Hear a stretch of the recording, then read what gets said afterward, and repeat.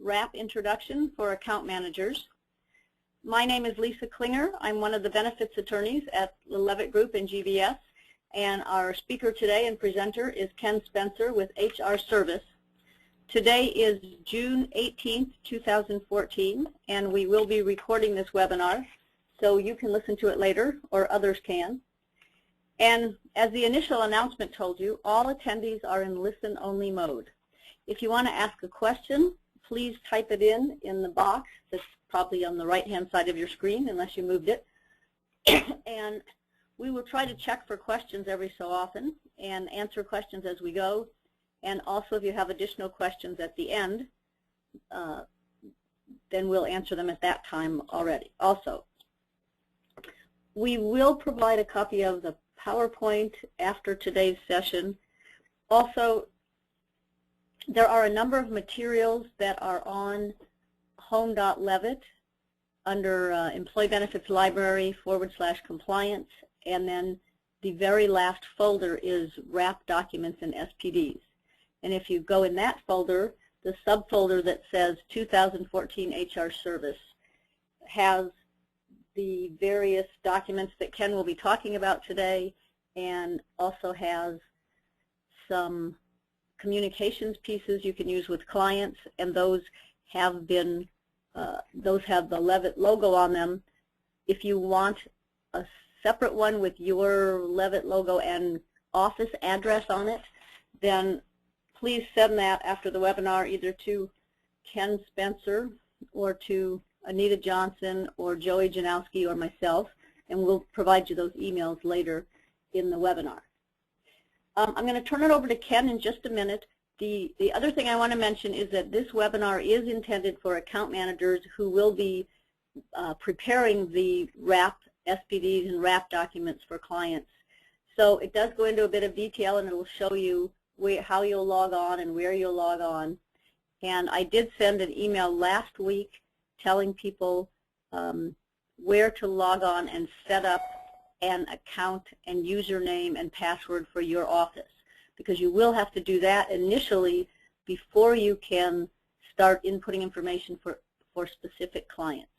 So I'm sure Ken will go over this, but just to forewarn you, you'll need to go on to hrserviceinc.com first and set up an account for your office, establish a username and password, and then send the Excel spreadsheet to Ken that lists the clients. And then when you go back in the next day and log in, that will be already populated, and you'll click on the client you want to input information. And you can add other clients in the future.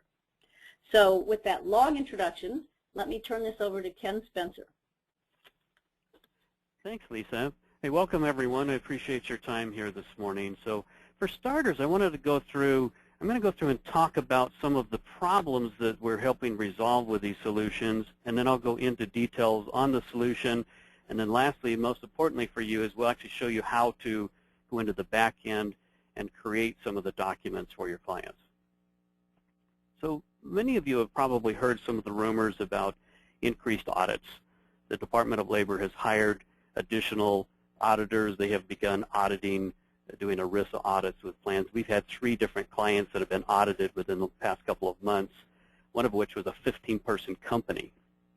Some of the kinds of things they're looking for when they do these audits, they want summary plan descriptions for each of the health and welfare benefit plans. They're looking for various notices that have been complete, as well as some of these other things like to verify if PPACA compliance is being implemented or not, or if they have their 5500s.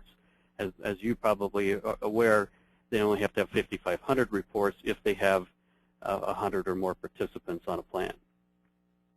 Another challenge that you run into out there is there's a lot of different notices that come into play for organizations that may or may not apply to them depending on the size of the group and depending on how their plans are set up.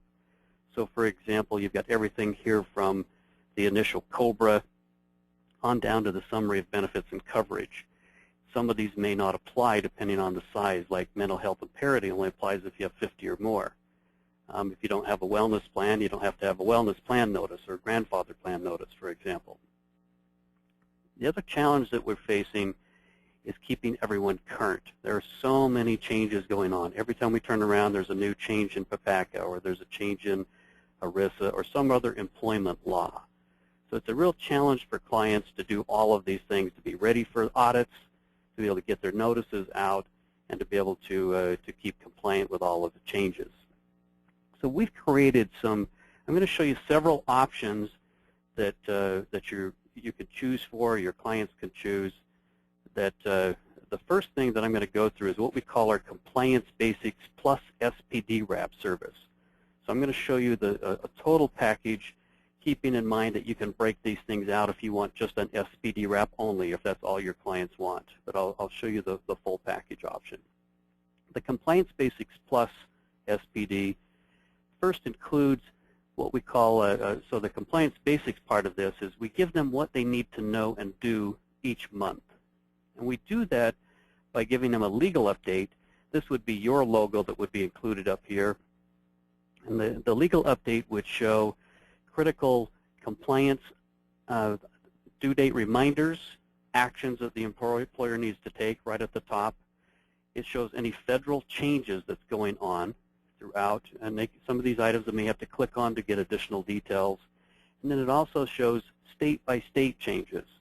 So the client would click on whichever states where they have, wherever they have employees that would drive the laws that are applicable to them. So this gives them, a quick view of any changes that's gone on, actions they need to take, state and federal employment laws.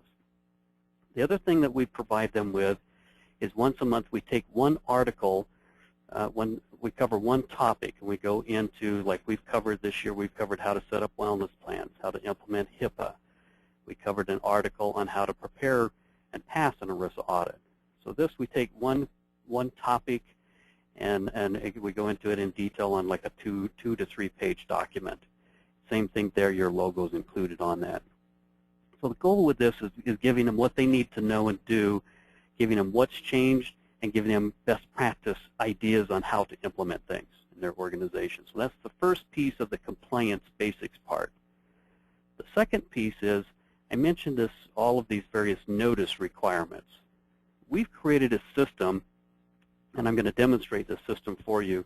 It's a web-based tool that will, when the customer or you, the broker or account manager, if you go in and you answer various questions about the company, the answers to those questions pulls in the various notices that are required, and then it populates those notices.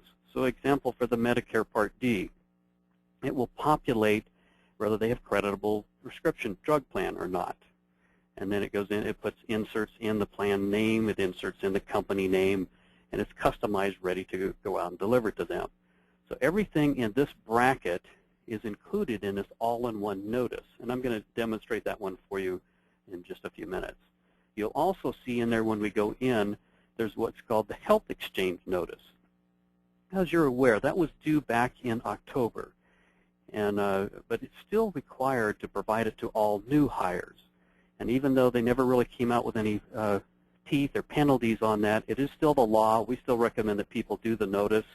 It's also helpful for employees to have that information. Not only is it required, they just haven't come out with and actually assigned fines to it. But you'll see we provide a health exchange notice button in there that you can check as well by once you've answered the other questions.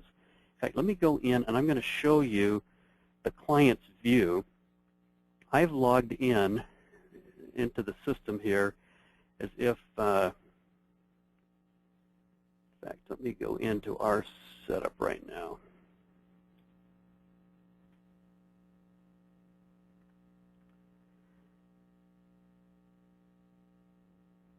Okay, so I'm going to log in as one of your clients. So you see when the client logs in to the system, they're going to see your logo, and they're going to have some various options here. So this, again, is the client view. I'm going to show you this briefly, and then I'll go in and show you your back-end access view. So the client view, they can come in here and they can immediately go in and run this all-in-one notices under employee notices. So if they go under employee notices, employee notice report, This is where, if this again is if the client were helping with this, but the client could upload their logo. They could go through and answer various questions about their company. Then they answer questions about their medical insurance plan. And as the answers to these questions then drives this all-in-one notice. And you'll see down here at the bottom, there's a place here where it says medical renewal month. When they put that renewal month in, we recommend they come in and run this all-in-one notice once a year. And then that helps meet all of their notification requirements, like the Medicare Part D that has to be done every year. By putting that renewal month in there, our system will automatically remind you and the customer 30 days ahead of time that it's time to go in and run this notice again. So if I had answered these questions up above here, and I'm not going into the details of each of these questions right now, but I'll show you where you can go in and look at this. And if you have any questions about any of these questions yourself, please feel free to call myself or Anita Johnson. Anita Johnson, by the way, is our customer service manager and also our ERISA specialist. She's not an attorney, but she's very detailed about what has to occur in these things and is an expert in ERISA compliance. So now if I had put in all this information, if I click this Generate Employee Notifications document, it would come over to me and it would provide me with this all-in-one notice. And it'd have the HIPAA, the Women's Health and Cancer, and the CHIP, and the newborns, and mental health and parity, and all of the ones that would apply based on the answers up here. If I click this button, and as you probably are aware, the other notice I just mentioned, it only deals with those who are covered on the plan. So it's participants in the plan. The health exchange notice, however, goes to all employees. And that's the one I mentioned was due back in October to go out to everyone and then has to be given to new hires. So they could run this one separately. If by clicking this button, then it would come out to them. Okay, so I'm going to go back out of this now. Now, if I come back to this main screen here, just to show you a few of the items that the customer sees, there is a section in here for triggering event type notices. So if I went into this section, they have access to the latest FMLA documents. Most of them probably have their COBRA set up somewhere, and that's probably something you're taking care of. But there are template COBRA letters. There's a template HIPAA breach, and some of these for qualifying type events and things that occur. They also have access to all of our past legal updates. So they can come in here and actually search either the actual legal update itself, or they can search by topic and find any of the past updates and articles that we've given. There's a section for HR forms where they can come in and see any basic forms. They have the latest I-9, W-4, job application, whatever kinds of forms and documents they may need. Most of your clients already have this stuff in place. Then there's a section here for called the HR Bulletin.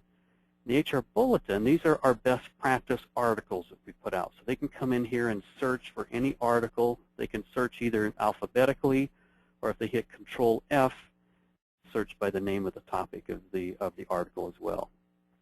Now the client can come in and click, and this particular service is set up to where they have the compliance basics and the SPD wrap. And I'm going to switch over our discussion now to the SPD wrap. The client could click this SPD wrap drop-down and go in and enter information about themselves and about their health and welfare benefits. Or it may be that you're going in and assisting with that. So that's, again, something that you may work out with the client. We all have clients that some of them will just take it and drive it and do everything on their own. Others need hand-holding. And that's why we wanted to go through this with you today, to give you the details so that you could see how to do this if you were helping them. So the client's view here is the same view that you'll see going in and filling out this basic information. I'm going to go through this in more detail, but I wanted to log in as you, going in with your back-end access. So what I've shown you here so far this morning is the view from the client. So I'm going to sign out of here now, and now I'm going to go in and I'm going to log in as with your back-end access.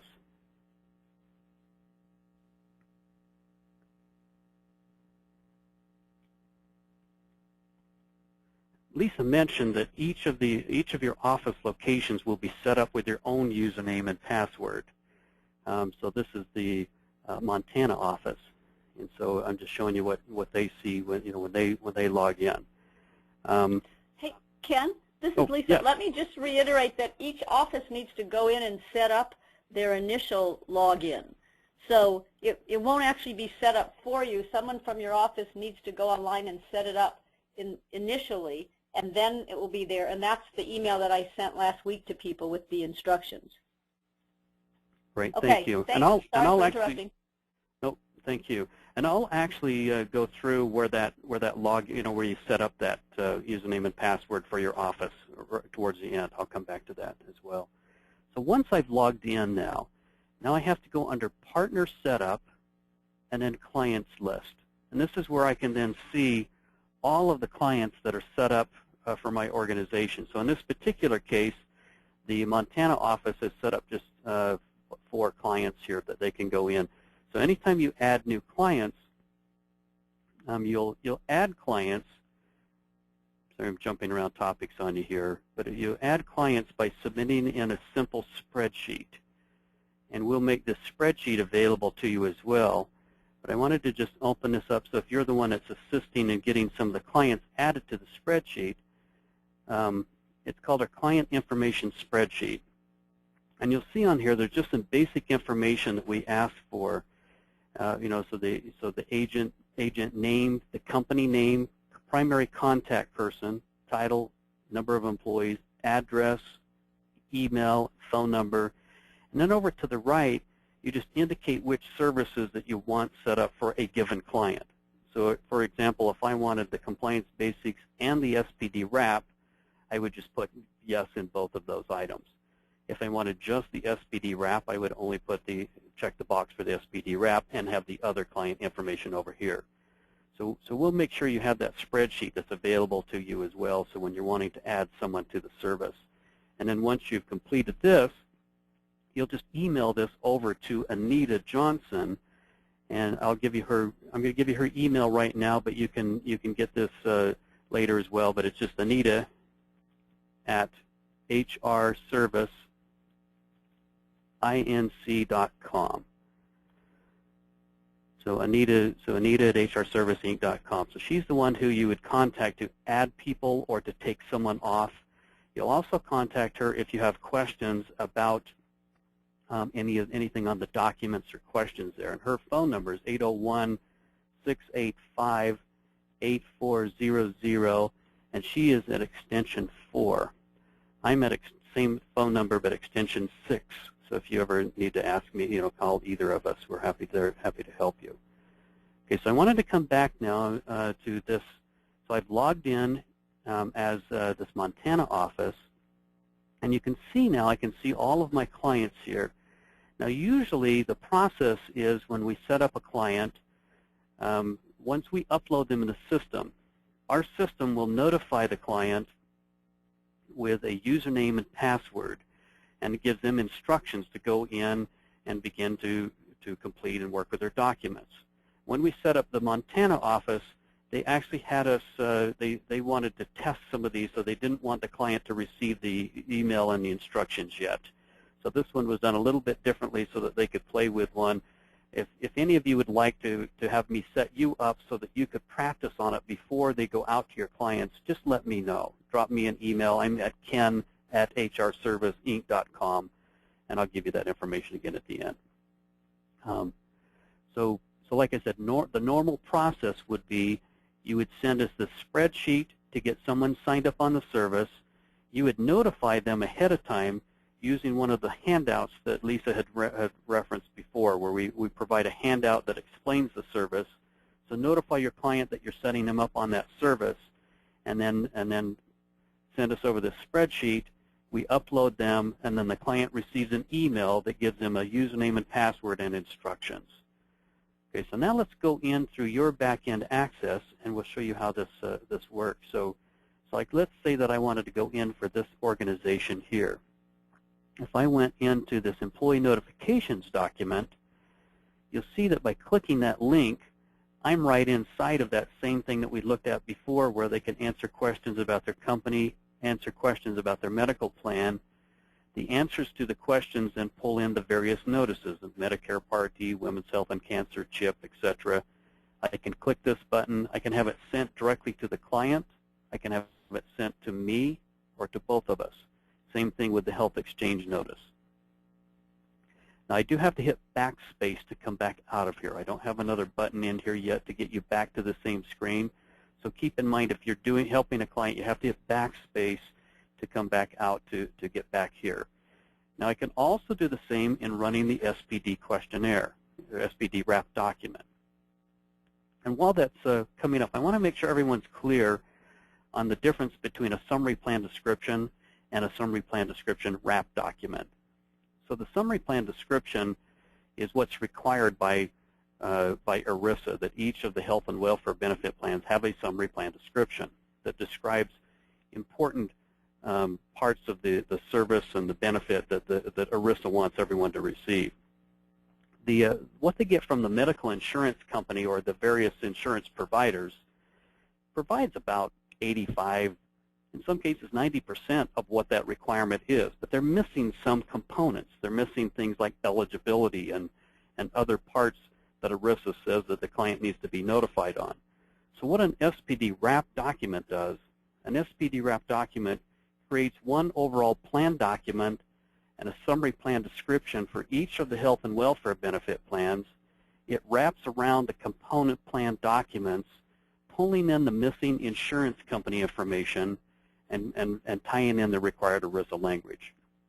So it makes it a little bit more simplified. Instead of having to go out and pull together and create separate summary plan descriptions for each, this process creates one overall document and one overall summary plan description that meets all the ERISA requirements, and again, pulling in the missing information. So let's talk about how this, I'm going to go through details now of the questions here, so that if you're helping fill this out for someone, you'll know how to do it. The top part of this, a lot of this will automatically populate based on what you've already filled out in the employee notifications document if you ran that document first. Now as you come down here, you'll see most of this is pretty straightforward information. It does ask the question, it says, do you currently file Form 5500 for health and welfare benefit plans? If that's no, the system will automatically assign number 501. So you'll have just one plan number for the entire summary plan description wrap document. So each of the benefits will not be assigned their own separate number. They'll just have one number.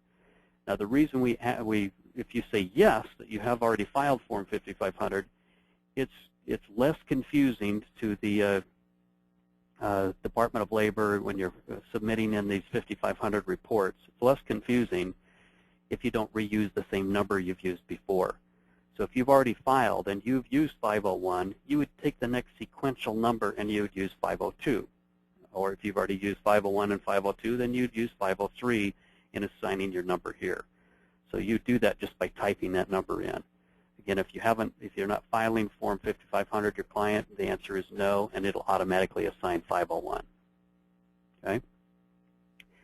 Now this next section here is critical because under the health and welfare benefit plans, it says check all that apply. Any item that I check here will populate down below, and it will become now a required field. So if I accidentally check something and I'm going, I don't know why that field's appearing, it's probably because you have this checked up here. So anything you check here will appear down below. So it only populates the items that you've checked. And you'll notice that when we get down to that section. Let's talk about eligibility. So there's a number of ways to cover eligibility here. So in this particular one, they've defined full-time as someone working 32 hours or more a week. Their benefits begin the first day of the month following 60 days of eligible service. You can see there's different options here. Some of them may be benefits may begin the date of hire. Benefits may begin the first of the month following the date of hire. So you check whichever box describes the circumstances for your client. There is an option here that says, is the benefit eligibility start date the same for all health and welfare benefit plans? Sometimes that's not the case. So if I say no, now I can come in here and say, well, for dental insurance, for example, benefits start after 90 days. And then it asks the question again, are there other benefits with a different eligibility date? So if the answer is yes, same thing here, then I can say, well, the life insurance, that one starts after 30 days. And you kind of see how this works now. If I change my mind about something, all I got to do is hit remove. There's also a question here that says, does eligibility differ for any employee group such as executives exempt? If I say yes, this is where I can cover for some of the carve-out plans or where there's differences for the executives. So if an executive, maybe most employees start after 60 days or first of the month. Maybe it's management,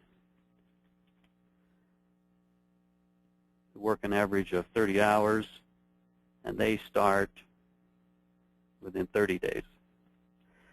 So I can have differences for the management, or for different groups, and this is where I would fill that out. And so I can choose when benefits to begin for those groups. It asks the question, does eligibility differ for any additional employee groups? So maybe I have more than one group where there's differences, and this is how I would deal with that. Okay, I'm going to go on down further here. Employee share of contributions are paid, so indicate when they're paid. I have to cover benefit termination. So check all benefits that terminate on the last date of the month in which eligible active employment ends. So of the benefits that I've checked up above, I've got to cover when they terminate. In this particular case, all of them terminate the last day of the month. You may have some situations where benefits terminate on the last date of employment. Or in this case here, they actually had one where they explained some differences on voluntary dental and vision benefits follow they indicated some different notes here. If I go on down here now, open enrollment, I have to choose the open enrollment month. And that's usually, that would always be the month prior, or maybe it's 2 months prior, but what month do you go through your open enrollment process? But it's usually dealing with close to your plan year. Is the open enrollment the same for all health and welfare benefit plans? So if it's different, if I have different enrollment times for things, I can say no, we do open enrollment for cafeteria, and I can indicate when that is. Are there other open enrollment months? Maybe I also have a different open enrollment for dental. We hope clients don't do this, but sometimes we have a few that are complicated that way, and that's why I'm showing you how easy it is to deal with these odd challenges that you run into. Does your plan year follow a calendar or a fiscal year? So if it's a calendar year, all I have to do is check the box there, and I'm done. If it's not a calendar year, the fiscal year, then I do have to enter in the month and day when it begins and the month and day that it ends. Okay, do plan year dates differ for any of your health and welfare benefit plans? Usually that's not the case. Most of them will follow that, but if you do have differences, then you say yes, and then there again indicate which plan and what the plan year differences are for that plan or for that service. Okay, now this here is it says plan document effective date. So it's important to insert a plan effective date in this format. So you have to put in the month, day, and year for the same number of digits that's here. And then it'll actually insert that effective date inside of the document. Now our system, and we allow it to be any time within the planned year that you're setting this up for. So I've had people ask, they say, well, I'd like to make this effective back in 2012. We say, we're sorry, you can't do that. It can only be done effective within the same planned year that you're setting this up now. So maybe someone, we're in June, and maybe someone set, maybe their plan year is actually January 1 through December 31st. They could still go in here then and put January 1 of 2014. So again, you can go back within the plan year, but we do not allow it to go back any further than that. Eligible family members, what can they participate, or what are they able to enroll in? So check the boxes of the benefits up above that you've indicated that they can participate in as well.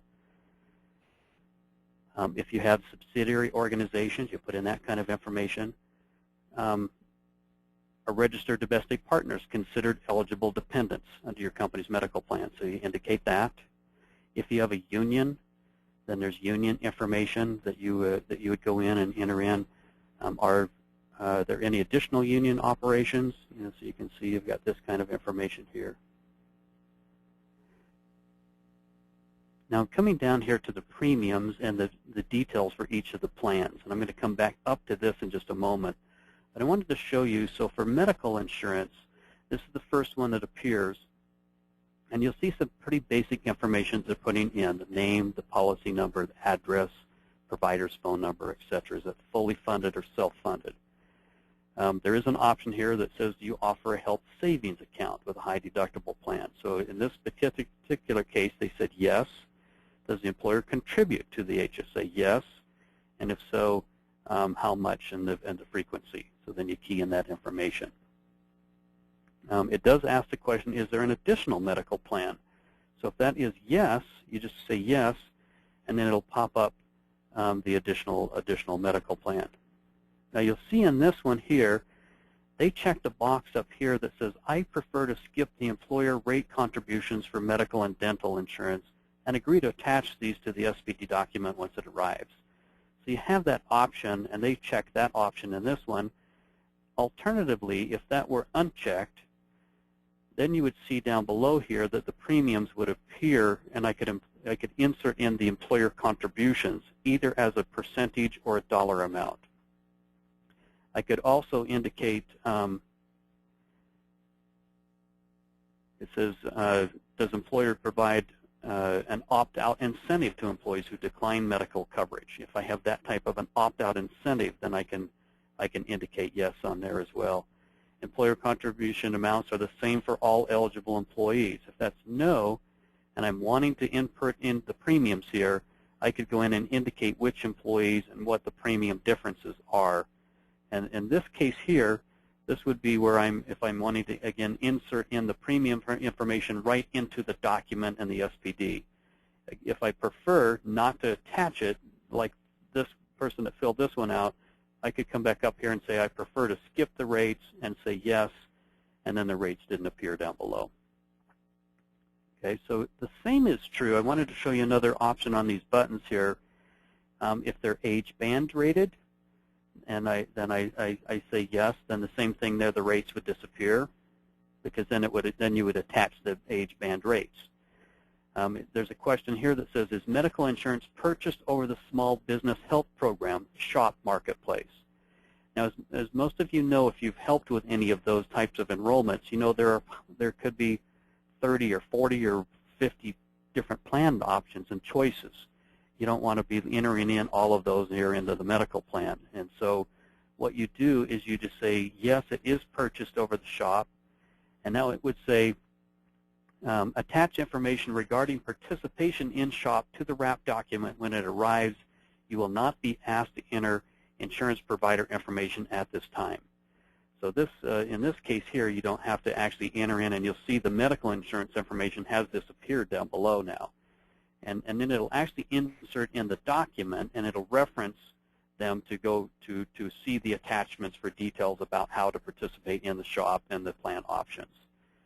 So again, that's if you shop on the marketplace, that's where you would check that button. Okay. Now you see the same for the dental and vision plans, a pretty similar types of basic information that's asked for here. And then if there's additional plans, then you just say yes, and then the additional plan options will pop up. Same thing for the life insurance. The premiums are shown differently here. The employer contributions, it just shows a percentage that the employer contributes. Whether it's if it's all voluntary, then it's 0. If it's 100% paid by the employer, then that'd be 100%. Same thing here. Is there additional life insurance plans offered? So if I say yes, then it'll pop open and show me additional options to go into. Okay, so I'm going to scroll on down.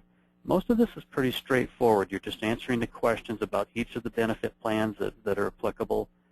Now this one here, it looks like they had indicated up above that they had a wellness plan, but I don't know why that was the case. They probably should have just left that box checked as no, that they don't have a wellness plan, because they put not applicable in this here now. So now 95 to 98% of the time, our system is going to be able to capture all the details for most of your employers to run their document. And so if I've entered in all of this information and I'm happy with everything, I decide here where I want it to go to. Do I want the completed document to go to directly to the client or to come to me, the broker? Make sure up above here, when I mentioned go to the broker, sorry, I'm scrolling back up to the top here where it says insurance broker. If it's you, if it's one of the account managers, and it's you that would go to, make sure you put your name here, not the broker, because right here where it says insurance broker, that's the email that's going to be sent to when you check this box down here for it to be sent.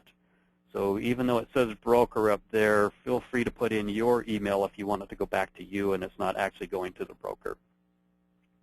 So if I'm now ready to go with this, I would just simply, every time I enter in information, I have to come down and save and exit, or if I click the Generate SPD Wrap button, it will automatically save the information, and then it will generate the document.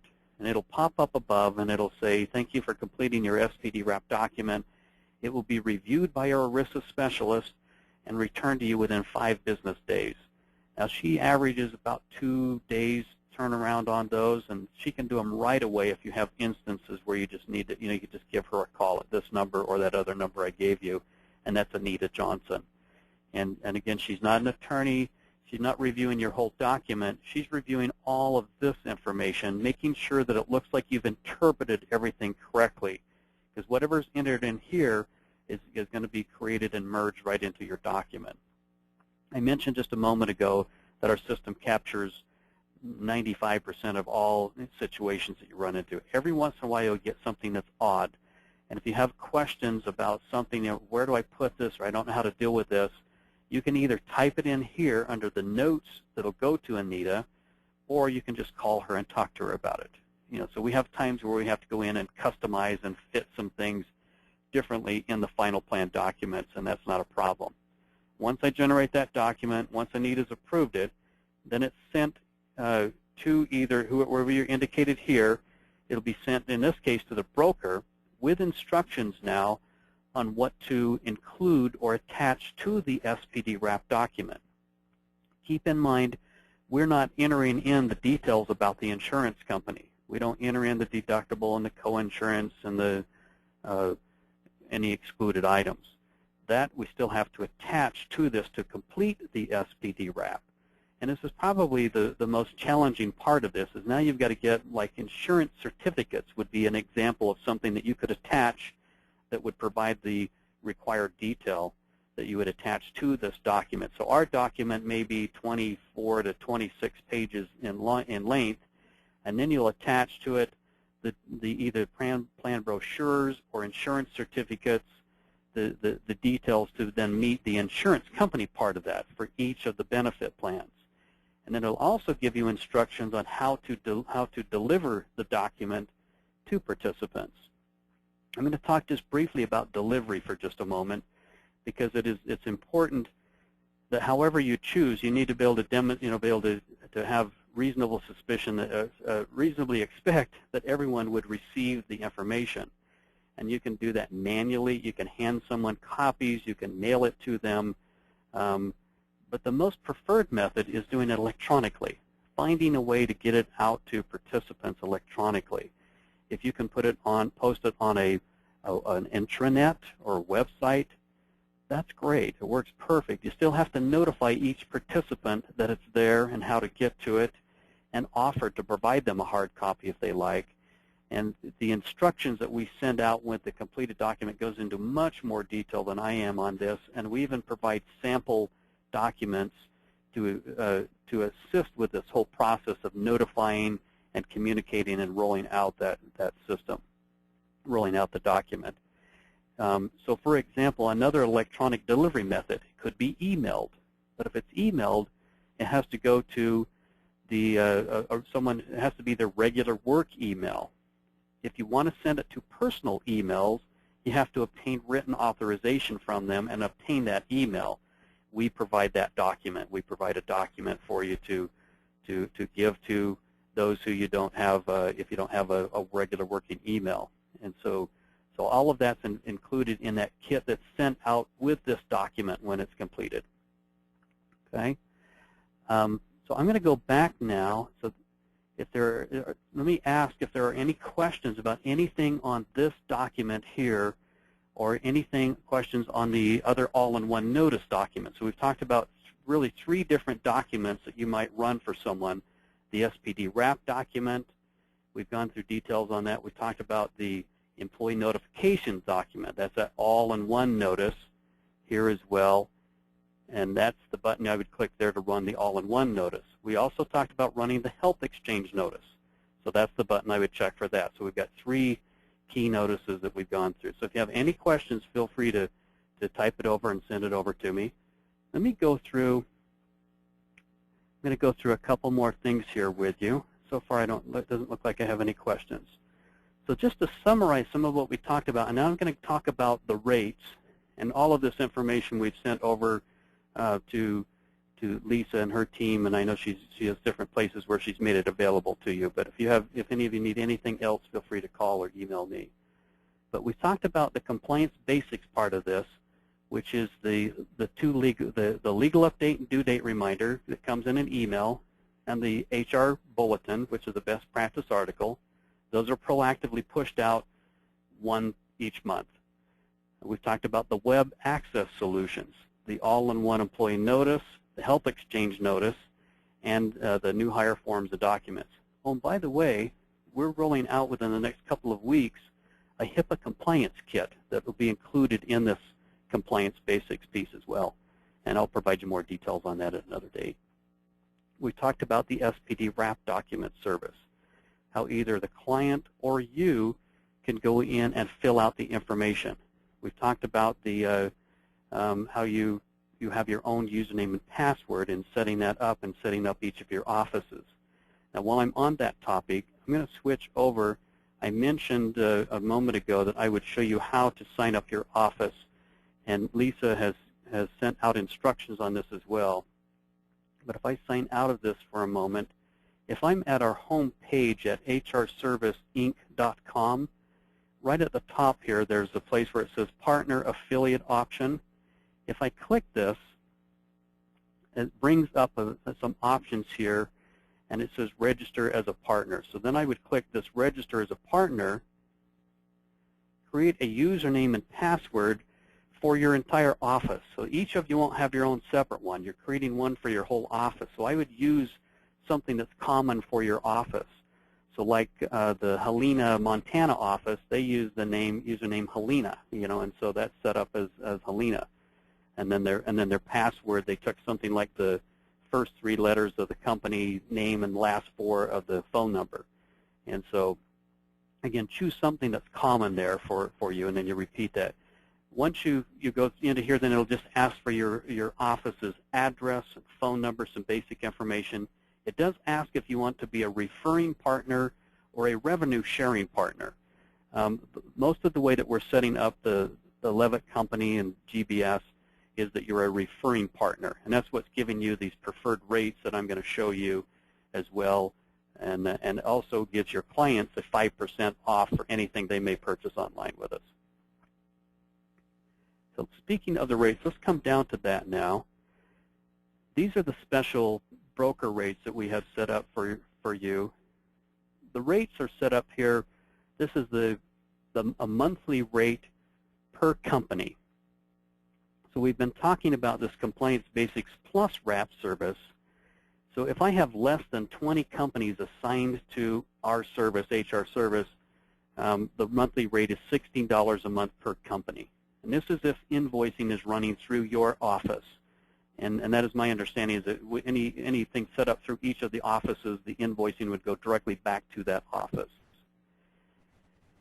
So it could get to where it's as low as $10 a month per company, over time. And I expect with all the different offices that we'll probably hit that number. So it'll likely be the $10 a month per company. If you prefer, or if your client prefers, you can break things out to where you can have just the SPD wrap only, or compliance basics only, or we do also offer 125 premium only plan documents. So if someone does not have a current 125 plan document, that's something they can obtain through us as well. And again, you can get that separately, or if you bundle it in with the whole compliance basics plus SPD and POP, you can get the whole thing for $13 to $20, depending on how many companies you have set up on the service. Now, if you have situations where you prefer not to run the invoicing through you for some clients, again, my understanding is that this is probably the way most of the offices are working. You could even charge your client some rate, it's not, for the service, and still have it ran through you, or you may choose, how you're going to handle that. But if you have people you just want to refer to us, this will work as well. They can go right in and purchase online, or you can just have them contact Anita, and we can get them set up on the service. But this would be their rates if invoicing goes through them. And because we'd have you set up as a partner, you'll be given a 4-digit partner key at the end once you completed that initial registration we were just talking about setting up each of the offices. That 4-digit partner key is what they would use if they were purchasing online. So if I were a client and I was not running invoicing through your office, and you had referred me to get set up, I would be directed to this site, hrserviceinc.com. I would click Get Started Now, choose the service that I wanted. So if I wanted the wrap service only, or if I wanted this Compliance Basics plus SPD, I would choose that service, click Next, enter in a username and password that I wanted, and then I would enter in the partner key. And this is the 4-digit partner key that you'll be assigned, and we've already set one up for GBS, the LA office, and the Montana office. So that's already set up there. But any of the other offices, you'll have your own separate partner key. That's the key number you'd put in there, and by putting in that number, that's what gives them the 5% off, and that's also what ties them to you, so that when you go into the back-end access, that's where you'll be able to still see them, whether they buy it or whether you're buying it through your organization. Okay. What questions do you have? That was kind of a quick and dirty. So this is me. I couldn't be there in person today, so I had to get a picture of myself. But this is my email, ken@hrserviceinc.com. My phone number, 801-685-8400, extension 6. So if you have any other questions, looks like I do have a couple of questions that have come through here, so I'm going to switch over to that now. Do you provide 125 discrimination testing? So the answer to that is yes. Our system, anyone who signs up for the POP service, the system has an automatic feature and ability where they can go in and complete that testing and do that test. They have to do that testing every year to make sure they're not favoring the highly compensated with their POP documents. So we do that for the 125 premium only plan documents. We don't do that for a full cafeteria plan. We don't have that type of service. Again, we're providing only the compliance and the core document services. Okay, so the next question is how is Levitt broker protected in the event? Does client have to option to keep service intact and pay you directly? Okay, so I'm going to see if I'm interpreting this correctly. So if I'm off on this, David, please let me know. So there's a couple of ways that we're protecting the broker and your organization. One is, you can be assured that our document has been prepared and written by ERISA attorneys and has been reviewed by specialists, has been audited, and has passed an audit. So we're providing you a very high quality document that's that regularly, we receive regular guidance and assistance to make sure we're current and compliant. We have some documents where you could have your client sign if you wanted, that would hold you harmless. And and so we have that type of thing. In fact, Lisa has I've given her a draft of this, and she's looking at it. She had a couple of little adjustments she was going to make on that, and then we'll make that available to you. The second part of this. Go ahead, Lisa. I was concerned that our clients, it might be a little heavy-handed, and our clients might not have wanted to sign it. So I was just toning it down a little. But it is a good document that just says the client holds Levitt harmless if there were ever an issue with the RAP SPD or something. But my concern was just that since we're, in some cases, we are providing it to the client and not charging them for it, I need to tone down the language a little bit. But go ahead, because Ken, I think part of the question that the person is asking is how are we protected that the client doesn't just get the document from us and then next year leave us and go somewhere else. And I'm not sure that we are protected in that sense, except that they get a better price through us. But I think since it's a document the client could, if they wanted, they could go purchase it on their own through HR Service, even if they weren't our client, or then I don't know that I don't know that there's full protection in that respect. But Ken, maybe I'll let you address that. Maybe I'm not clear on the point. Yes, actually, you've answered that correctly, Lisa. So certainly someone could, if they elect to no longer work with you as their broker, if they wanted to purchase the service on their own.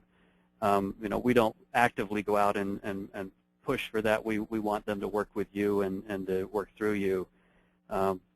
So we're hoping that the other services and things that you're providing them with this is also adding some value to them and giving them another reason to stay with you, as well as helping them with the overall compliance and the updates and easily completing their RAP document and such. But there is that risk if someone does want to leave you for some other reason, that they could leave and could come back and obtain our service. But as Lisa mentioned, it would be more expensive for them then. They would get just the retail rate and they would not get any other rates. Okay, so there's a couple of other questions here. It says, do you provide 5500 filing service? We don't do the 5500 filing, so we're purposely striving not to be a benefit administrator. We're just striving to focus on the core compliance solutions that we deliver and the documents. So we don't provide 5500 filing. If a client pays direct, do we still have access to their information? Yes, you do, as long as they enter in that partner key. So if someone is back here and they're setting up the service, they enter in that partner key. Now, we've had a few instances where someone signed up online, and then we find out later, oh, they're with such and such broker, and they're a partner of ours. We can go back in and add that in. So by putting in that key, if they miss it here, we can put it in later. But we hope they put it in here because then that'll also give them the 5% off if they're buying it on their own. Okay. Let me just see if we had any other questions.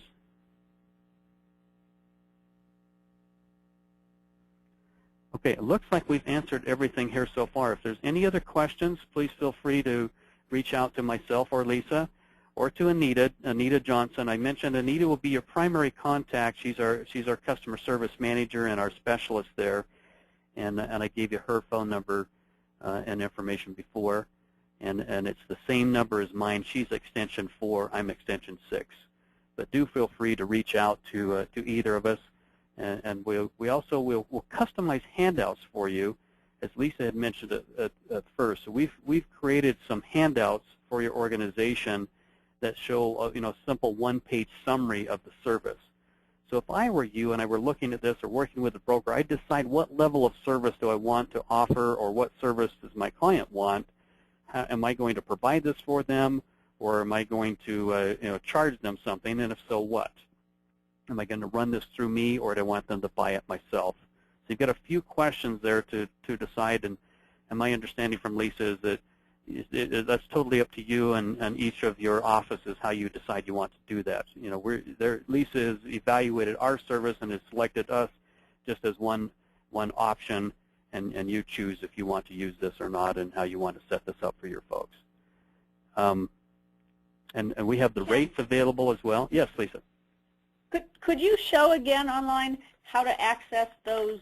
I think it was the HR bulletins that had the different topics. If someone wanted to get those, that's something that the client could access, or we could access for the client. Yeah. So it is set up. It's mainly where you'd have to access it through the client. But so if I went into, I'm going to sign in as a client here for a moment. And inside of here, it's under the HR bulletins is where I would access the each of these topics in the articles. I can also access past legal updates, either the actual updates, or I can access by topic as well inside of here. So if you were wanting to do that on your own, then you would have to find one of your clients' usernames and passwords and go in and access it for them that way. But like if I went in as the Helena office, I'm going to log back in here. And in order for a client to access those, the client would have to have signed up for, or we would have to assign them up for not just the SPD wrap service, but the Compliance Plus wrap service? That's right. They'd have to have the Compliance Basics and the wrap service. Otherwise, they would only see the SPD wrap. So if you're doing just the wrap service only, they would only see the SPD wrap questionnaire, fill that out, and then they would run that document. But if they have the Compliance Basics, then they have access to all of the articles and the legal updates and the bulletins and soon the HIPAA compliance kit as well. Oh, good. Thank you. Can you tell us a little bit more about what would be on the HIPAA compliance kit?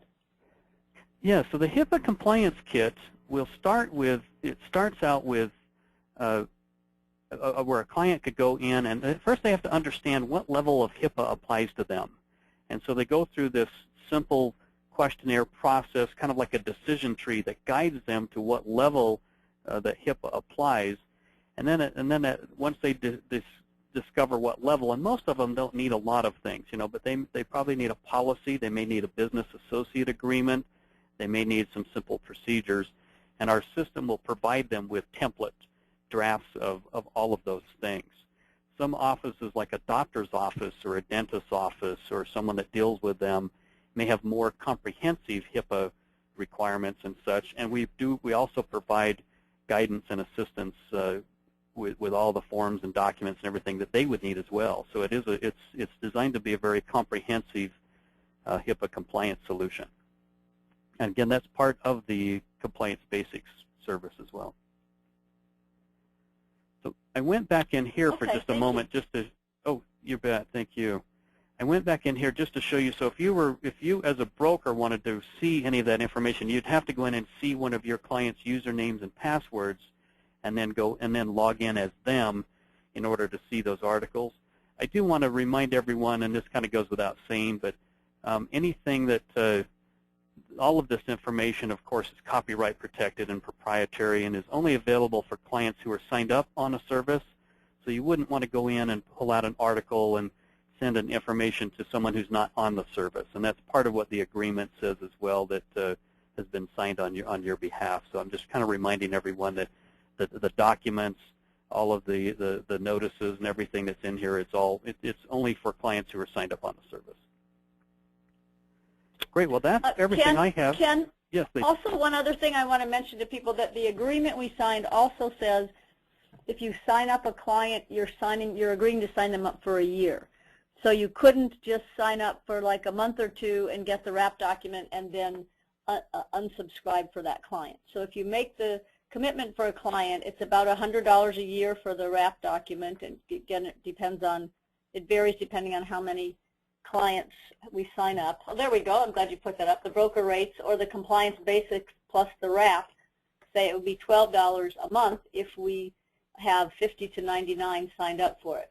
So, and the rates would start out initially like at the $16 a month when we have fewer than 20, and Ken, correct me if I'm wrong on this, and then when we move into having, say, 21 to 49, the rate would go down to $15 a month, and then when Levitt overall has 50 to 99, then it goes down to $12 a month. That's So, correct, but for you are all, making a for all commitment. past clients. Okay, so it does include the past clients as well as the current ones at that That's right. point. Okay, so but you are making a commitment for a year when you sign up a client for the service. So, but I think it's a really good deal. So I was happy to partner with HR Service on this. Great. Okay, that's it. I just wanted to mention that, Kim.